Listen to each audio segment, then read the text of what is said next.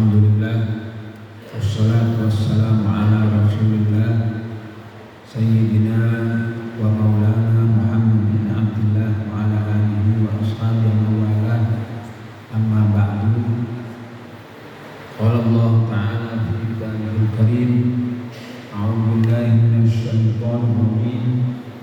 Inna 'aradna al-amanata 'ala as-samawati wal ardi wal jibali فأبين أن يحملنها وأشفقن منها وحملها الإنسان إنه كان ظلوما جهولا. صدق الله العظيم.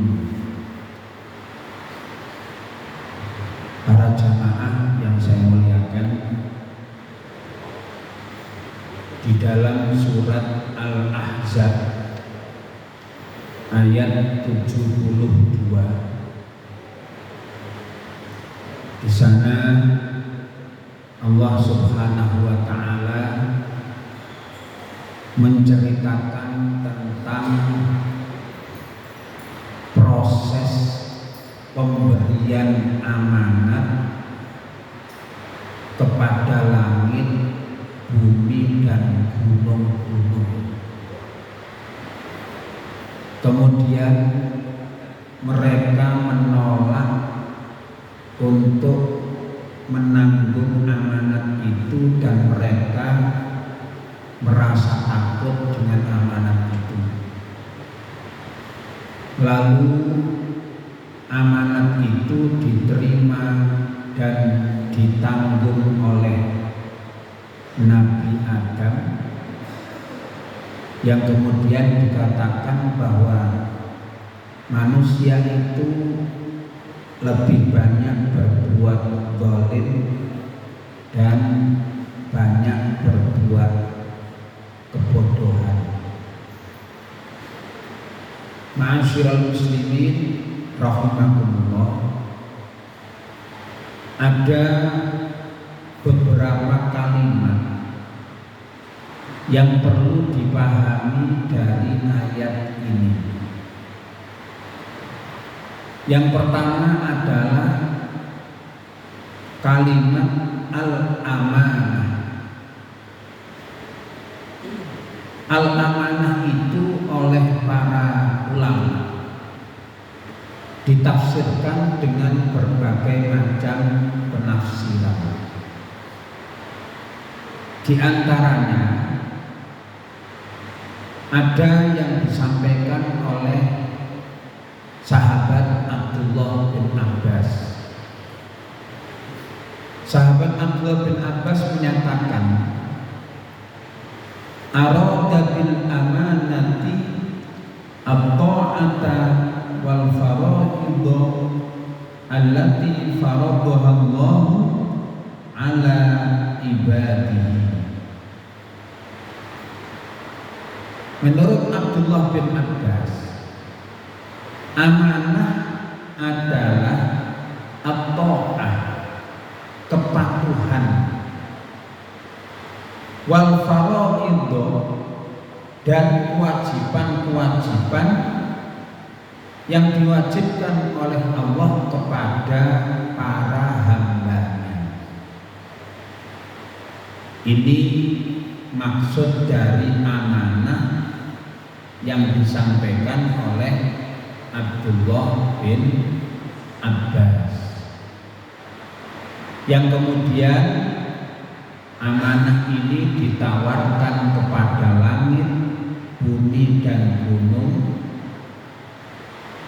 dengan diberi janji oleh Allah. Apa janjinya? Kalau mereka ini melaksanakan amanah, maka mereka akan diberi pahala, dan kalau mereka itu menyia-nyiakan amanah, maka mereka akan disiksa. Ini penjelasan dari sahabat Abdullah bin Abbas.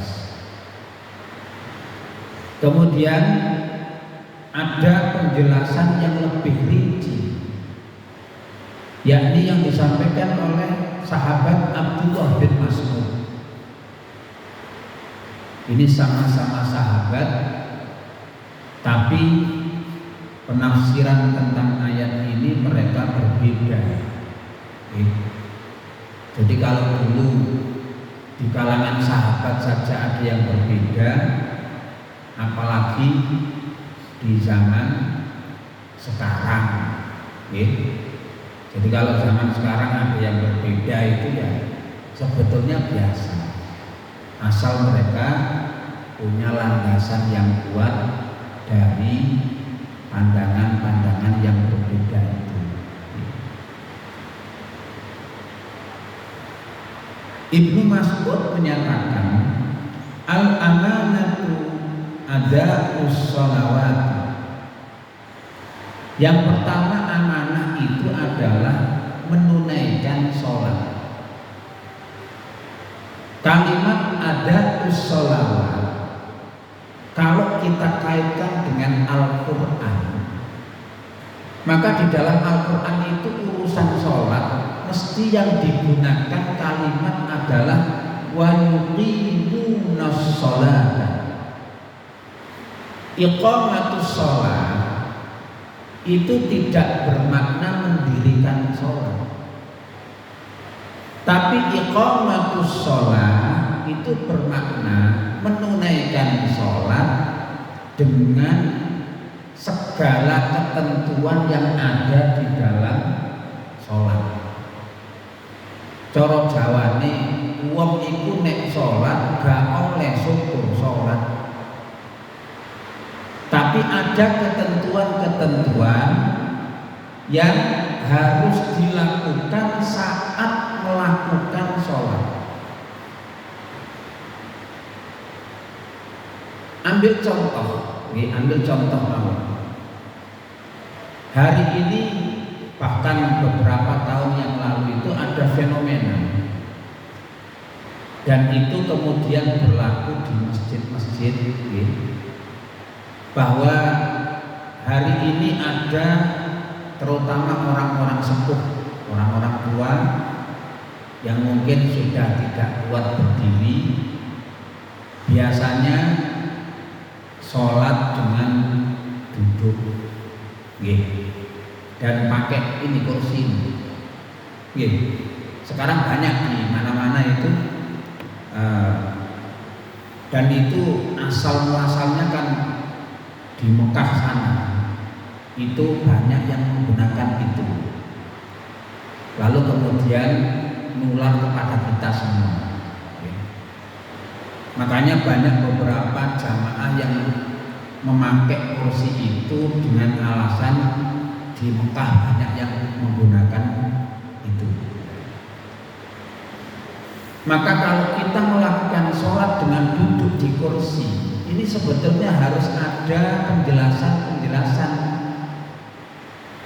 Apakah boleh sholat duduk di kursi? Ini jadi pertanyaan yang besar, karena kalau orang melakukan sholat wajib itu salah satu rukunnya adalah berdiri, terutama di saat takbiratul ihram dan membaca Fatihah. Kalau sholat wajib itu saat takbiratul ihram dan membaca Fatihah, lalu tidak dilakukan dengan berdiri padahal dia kuat berdiri, maka berarti sholatnya tidak sah. Kalau tidak sah, ya pasti tidak akan diterima oleh Allah Subhanahu wa Ta'ala. Makanya kalau mau duduk di kursi yang seperti ini, itu harus tahu tata caranya. Maka perlu saya jelaskan pertama, orang sholat wajib itu ada rukun yang perlu dipahami, yakni berdiri ketika takbiratul ihram dan ketika membaca Fatihah. Boleh dilakukan dengan duduk kalau memang tidak kuat berdiri.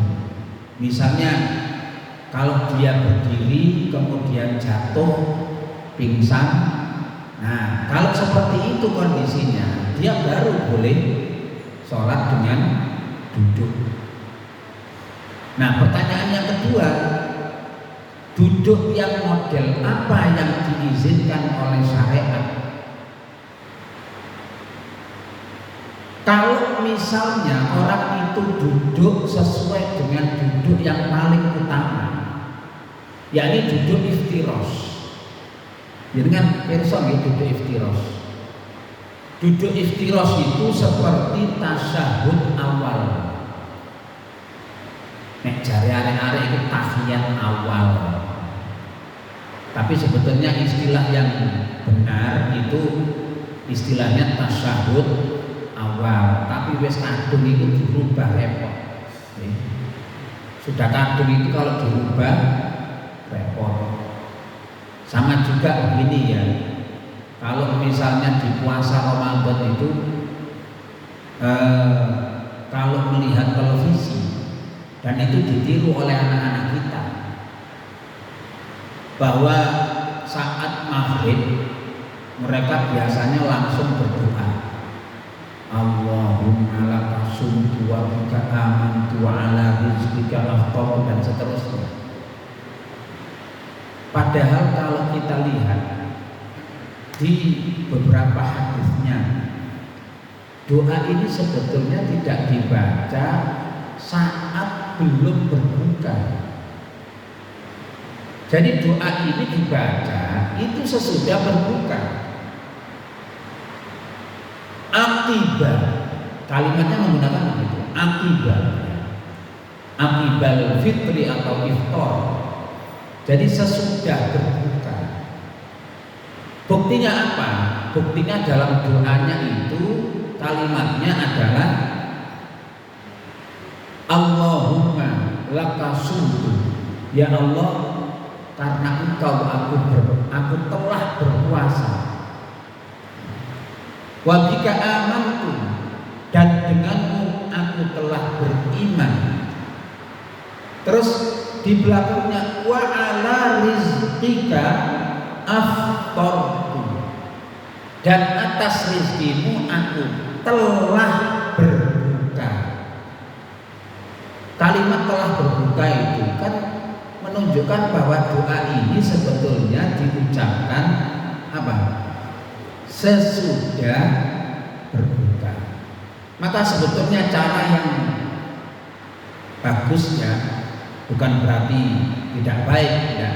Cara yang bagus itu agar memenuhi atau sesuai dengan doa itu, kita kalau maghrib kemudian sebelum itu kita berhadap-hadapan dengan makanan, ya, agar bisa takjil.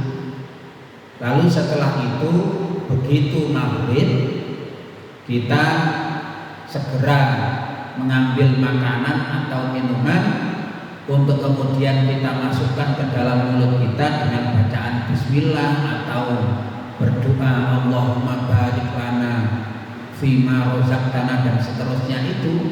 Kemudian setelah itu kita makan atau minum. Kemudian sesudah itu kita baca alhamdulillahirabbil alamin. Kemudian setelah itu kita berdoa Allahumma laka sumtu wa bika amantu dan seterusnya itu. Ngeten-ngeten iki lah. Ngapunten nggih. Keterangan model kaya ngeten iki arang-arang diterangkan. Ini perlu kita koreksi kembali. Monggo dilihat di kitab-kitabnya itu banyak keterangannya. Nah, kemudian seperti yang sudah saya jelaskan tadi, bahwa ketika orang itu tidak mampu sholat dengan berdiri, maka dia boleh sholat dengan duduk.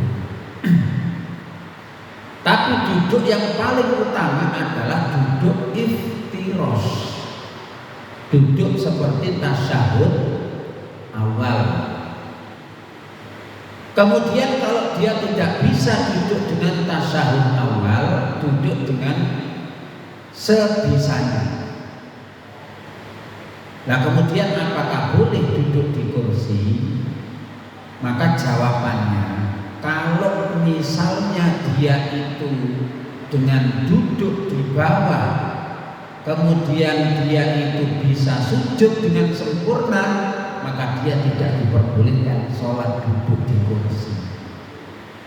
Karena sujud dengan sempurna itu juga merupakan rukun. Nah, oleh karena itu, kalau yang sudah sepuh, nanti bisa lihat kondisinya masing-masing. Apakah saya ini harus duduk di atas kursi ataukah duduk di bawah? Kalau saya duduk di bawah itu bisa sujud dengan sempurna, maka saya pun harus duduk di bawah untuk bisa melaksanakan sujud dengan sempurna. Oke. Ini tentang ada sholawat. Masih banyak persoalan-persoalan sholat yang mungkin kita belum tuntas untuk membahasnya. Oke. Ini yang pertama. Kemudian yang kedua, wa ita'uz zakat, dan mendatangkan zakat atau menunaikan zakat. Kalimat ita'uz zakat karena ini berkaitan dengan amanah. Ita'uz zakat itu pada hakikatnya ini zakat didatangkan, bukan orangnya dipanggil kemudian dikasih zakat, enggak. Tapi orangnya didatangi kemudian dikasih zakat. Kenapa begitu? Karena kalau kita ini datang kepada orangnya lalu kita beri zakat, maka itu lebih menjaga kehormatan dari orang yang dikasih zakat. Jadi kalau jenengan itu misalnya datang kepada orang mustahik, mustahikuz zakat, maka jenengan ini berarti sama saja dengan memuliakan orang itu karena menyembunyikan aibnya. Coba Anda lihat kalau misalnya di beberapa tempat orang yang berdesak-desakan untuk meminta zakat, ini kan ada semacam pameran kemiskinan. Nah, oleh karena itu, kalau jenengan mau memberikan zakat, ini karena kan orang sini biasanya kaya-kaya, ya kita tahu kalau orang sini kaya-kaya itu dari masjidnya aja udah kayak gini, mesti kaya. Nah, sing gak gelem zakat, iki perlu ditakokno, iki wong kene temenan apa enggak? Nah, kalau jenengan misalnya menunaikan zakat, itu cara yang paling bagus seperti itu. Dan nanti ita'uz zakat itu di dalam tafsirnya ini punya banyak makna. Misalnya menunaikan zakat itu pas ketika waktunya, pas ketika waktunya. Itu juga bagian dari pengertian ita'uz zakat.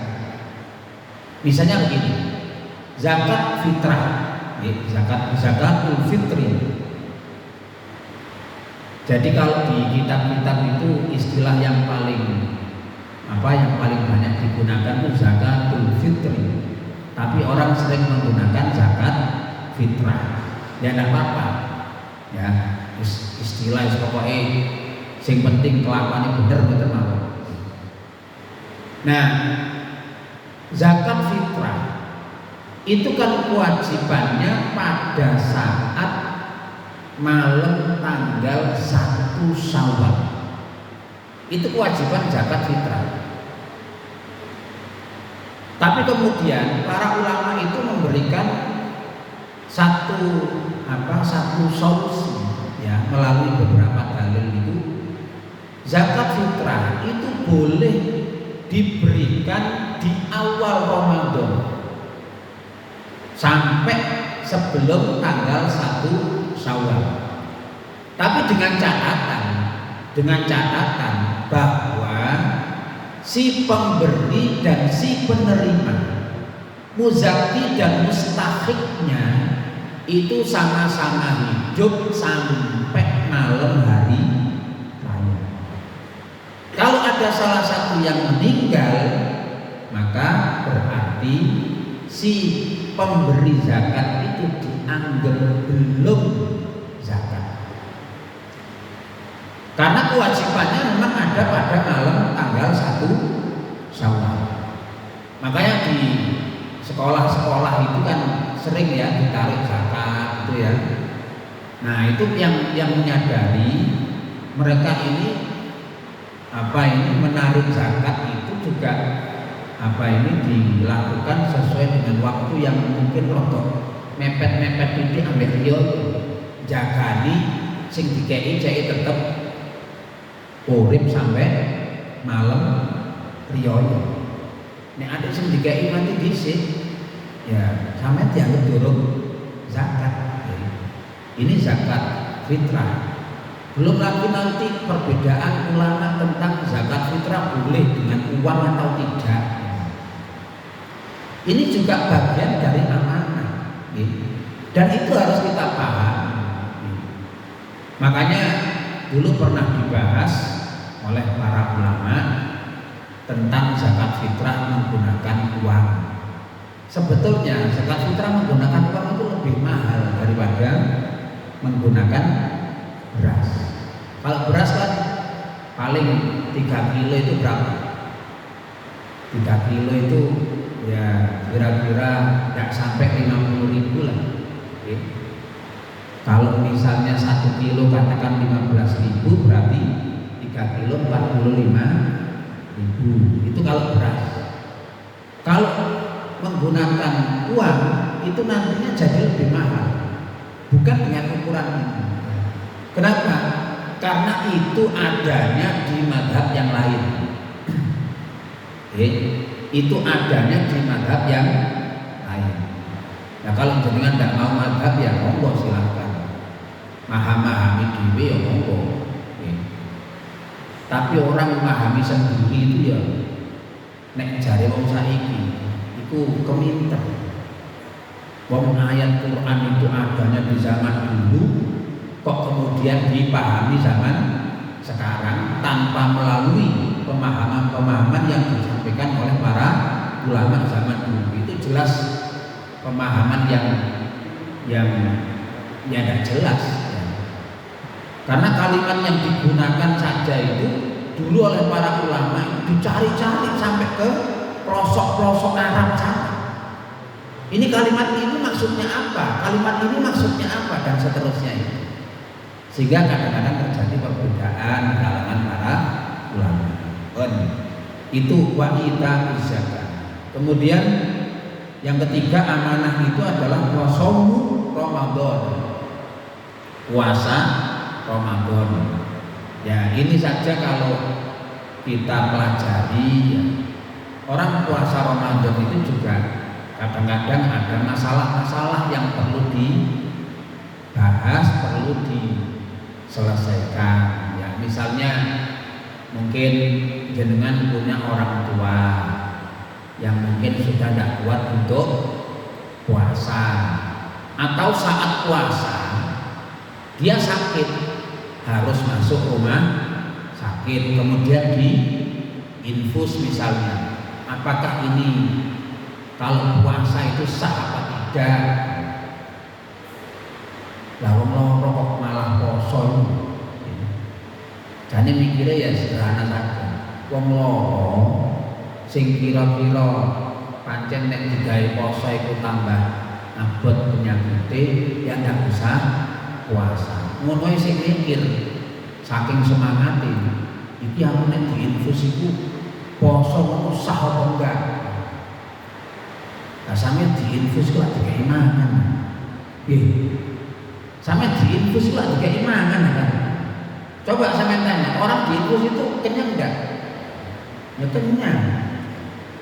Makanya beberapa ulama menyatakan bahwa diinfus itu ya gak iso poso karena dia sama saja dengan orang makan. Nah, Itu wasaumu Ramadan. Kemudian wahijjul baiti. Hijjul baiti itu ya haji di Baitullah. Itu pun kan banyak persoalan. Makanya sampai pemerintah itu bikin Kementerian Agama, kemudian sekarang ini malah ada badan khusus yang menangani ibadah haji. Itu karena betapa besar masalah-masalah yang ada di dalam haji, dan itu semua dilakukan karena melaksanakan amanah yang diberikan oleh Allah Subhanahu wa taala kepada manusia, yang dulu oleh langit, bumi dan gunung amanah itu ditolak. Itu yang keberapa? Keempat. Kemudian yang kelima, amanah itu adalah wasidqul hadis, jujur di dalam bercerita atau mengucap atau berkata. Jadi kalau orang itu melaksanakan amanah, dia harus jujur. Lah repotnya hari ini, terutama kalau urusan perkreditan, ya, orang jujur itu repot hari ini. Karena orang hidup zaman ini itu kan menggantungkan pada hutang. Diketok-ketok kayak sugih utangnya. Ini ku zaman saat ini. Nggih. Sampeyan omahe pun lunas ta mboten? Pun nggih. Untuk kadang kawani jawab berarti durung lunas berarti. Orang hari ini itu kalau tidak pakai kredit itu kan sulit. Kate kepingin duwe omah ya kredit, kepingin duwe kendaraan ya kredit, pingin usaha ya utang nang bank. Nah, tapi orang sekarang itu suka hutang, tapi kalau ditagih itu sering bohong. Dan dalam bisnis itu kalau tidak bohong itu hari ini sulit. Coba jangan lihat sejarah Nabi ketika dagang busang. Nabi tidak pernah bohong. Nabi tidak pernah bohong. Tapi hari ini orang berbisnis itu kalau tidak bohong itu sulit. Jadinya kan repot. Padahal jujur di dalam bercerita, di dalam mengucapkan itu merupakan sesuatu yang wajib, dan itu adalah amanah yang diberikan oleh Allah kepada manusia. Kemudian berikutnya adalah waqada'ud daini. Nah, niki nyaurin utang, jelas nih. Itu amanah. Dan di Quran itu sama di hadis, dalilnya orang hutang sama dalilnya orang yang menghutangi itu beda. Jangan dibalik, jangan dibalik. Bedanya gini, dalilnya orang hutang itu adalah maqlul ghani dzulmun. Orang yang punya hutang kemudian dia mampu membayar hutangnya lalu ditunda-tunda, maka itu adalah perbuatan zalim. Niki dalile wong sing hutang. Nek dalile wong sing ngutangi, nggih, iku gak padha. Dalile wong sing ngutangi napa? Maqlul ghani dzulmun. Napa? Fa nadhiratun ila maisarah. Itu dalilnya. Artinya orang itu kalau menghutangi orang lain, kemudian waktunya penagihan ternyata dia belum punya, ya tunggulah sampai dia punya. Ini dalilnya orang yang menghutangi, bukan dalilnya orang yang hutang. Kalau dibalik repot. Misalnya dibalik itu orang yang hutang itu ditagih, dia bilang, "Pak, masa sampai tidak tahu di Quran itu orang kalau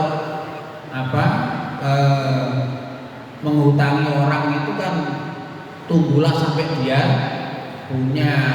Nah, kalau gitu kan repot. Jadi makanya orang harus mampu menempatkan dalil itu pada tempatnya. Kalau enggak akan jadi persoalan. Sama juga orang sholat itu kan ada yang bisa terus berzikir, ada yang sesudah sholat dia harus meninggalkan karena mungkin dia akan segera bekerja lagi. Tapi kalau yang tidak bekerja kan dia harusnya habis sholat itu dia segera untuk melakukan zikir sebanyak-banyaknya. Dalilnya juga beda. Di Quran faida qadaytumus sholata fadhkurullaha. Kalau kamu selesai sholat, zikirlah kepada Allah. Ini buat siapa? Ya buat yang nganggur. Artinya yang nganggur itu yang setelah sholat tidak punya pekerjaan. Maka dia harusnya lebih banyak berzikir. Tapi kalau yang habis sholat itu dia tidak bisa zikir lama-lama, kemudian dia harus segera kerja. Dalilnya faida qudiyatis sholat fantashiru. Kalau dia ini selesai sholat, maka segeralah menyebar. Menyebar itu artinya segeralah untuk bekerja di tempatnya masing-masing. Ya. Jadi ada dalilnya. Kalau dalilnya dicampur aduk itu nanti ilo-iloan belum nggak tahu wiritan. Loh, sing nggak tahu wiritan kok jadi barangkali dia selok nyambut gawe. Semua ada tempatnya sendiri-sendiri. Okay? Semua ada tempatnya. Kemudian al-amanah berikutnya adalah wal adlu fil mikyali wal mizan. Adil di dalam takaran dan timbangan. Ya, ini juga amanah ya. Khususnya bagi para pengusaha ya. Jadi para pengusaha itu ya jangan nakalan ya. Sebab kalau jenengan itu namanya manusia, pasti jenengan itu nerima amanat. Nah, salah satu amanat itu kalau jenengan jual beli harus adil. Dan di dalam Islam itu orang jual beli itu yang paling pokok kan akadnya. Ya, dalam muamalah itu yang paling pokok akadnya. Makanya dulu pernah dibahas apakah sistem online dan COD itu sesuai dengan aturan syariat. Nah, ini juga perlu dipahami. Soalnya di dalam Islam itu kan jual beli ada hak khiyar namanya. Hak khiyar itu ya masa tertentu yang kemudian dia kalau melihat barangnya itu tidak sesuai maka bisa dikembalikan. Nah, itu namanya khiyar. Nah, itu pun masih dibagi-bagi ya. Nah, makanya supaya terjadi keadilan dalam takaran dan timbangan maka ya pengusaha harus jujur. Gampangane nek dodolan iku nek naker ojo medhit-medhit. Nek nimbang ojo medhit-medhit. Dadi ceke sampeyan iki digampangno liyane ambek Gusti Allah. Kan kadang nek dodolan ku dipasno sak kilo ya sak kilo. Ya timbangane pokoke nek durung imbang yo akhirnya di kayak titik ngono ae. Pokoke wis imbang. Padahal nek cara agama kan mboten ngoten. Dadi dikongkon iki rada ndek titik lah. Kanggo apa? Kanggo ceke dheke nek pas mau iku ana kurangi ngono. Sama juga kan dalam sholat, dalam wudu itu kan gitu. Dalam wudu itu kalau tangan sampai siku ya. Ini kalau wudunya dipaskan sampai situ. Ya kalau pas. Kalau kurang, maka harus dilebihkan. Ya, harus dilebihkan. Dalam kaidah fikihnya kan gini, ma la yatimul wajibu illa bi fahuwa wajibun. Kalau melebihkan itu merupakan sesuatu yang bisa menyempurnakan, maka harus dilebihkan walaupun sedikit supaya tidak ada kekurangan. Kemudian selain dari itu adalah wa asyaddu min hadza kullihi al-wada'i. Ada yang lebih berat dari itu adalah al-wada, yakni titipan. Jadi artinya kita itu sebenarnya hidup di dunia ini semuanya itu kan titipan. Lah titipan itu kan harus diberikan sesuai dengan amanatnya. Ya. Maka sekarang saya bisa tanya, jenengan itu kalau dititipi barang itu seneng banyak apa seneng sedikit? Loh, sampe nek dititipi barang lo seneng akeh apa seneng titik? Seneng titik ya. Sebab nek dititipi akeh mesti rasane apa? Lah pertanyaane, kenapa kabeh kok kepin sugih? Padahal duit niku nggih titipan, tapi kabeh kuwi duwe akeh. Nggih. Maka dulu para ulama itu, apa dikira para ulama itu enggak kaya-kaya? Enggak, kata siapa? Dulu Imam Malik itu orangnya kaya sekali. Bahkan Imam Malik itu pakaiannya, kendaraannya, permadani yang dipakai untuk ngaji itu lebih mahal daripada yang dipakai oleh kerajaan. Itu Imam Malik, dan orangnya kaya. Itu gurunya Imam Asy-Syafi'i, kaya sekali orangnya. Tapi beliau itu kan begini, kekayaan yang begitu besar itu tidak pernah mampir dalam hatinya. Kenapa? Karena saya tidak ikut memiliki. Saya pakai barang mahal dan seterusnya ini bukan karena saya ingin berbangga-bangga. Satu, karena ini tidak diharamkan oleh Allah. Yang kedua, karena ini untuk menghormati ilmu. Demi penghormatan kepada ilmu, saya berikan yang paling bagus. Sehingga pakaian yang paling bagus, kemudian permadani juga paling bagus, kemudian pakai kendaraan juga paling bagus. Kenapa? Agar supaya jamaah itu tidak menganggap saya ini orang miskin, sehingga saya tidak ada niatan untuk minta-minta kepada jamaah. Jadi arep-arep di KI, nggih. Niku koyok wong poson niku lho. Wong poson niku lah niru pangeran. Pangeran niku seneng ngekei gak arep-arep di KI. Nah, itu semua adalah bagian dari amanah. Nah, karena amanah yang begitu berat itulah pada akhirnya orang itu merasa sering tidak bisa melaksanakan amanah itu. Makanya gunung, langit, dan bumi itu menolak. Dari penolakan itu kan sebenarnya menggambarkan bahwa langit, bumi, dan gunung itu punya akal, punya pemahaman. Karena mereka menolak begini. Dan alasan mereka kan jelas. Ya Allah, aku ini kan makhluk yang engkau tundukkan, sehingga saya ini akan melakukan apa saja seperti yang kau perintahkan. Saya juga tidak berharap pahala, dan saya juga tidak takut kepada urusan siksa, karena itu bukan urusan saya. Urusan saya kan melaksanakan perintah Anda. Tapi saya tidak bisa menerima itu, karena kan di situ ada janji pahala, ada ancaman siksa. Itu bukan urusan saya, bukan beban saya. Makanya langit, bumi, dan gunung menolak. Tapi manusia menerima, dan saat itu yang pertama menerima adalah Nabiullah Adam alaihis salam. Para jamaah, saya kira ini yang bisa disampaikan untuk kesempatan kali ini. Saya mohon maaf barangkali tidak bisa lama, karena memang kalau puasa gini itu kita juga punya tanggungan yang lain.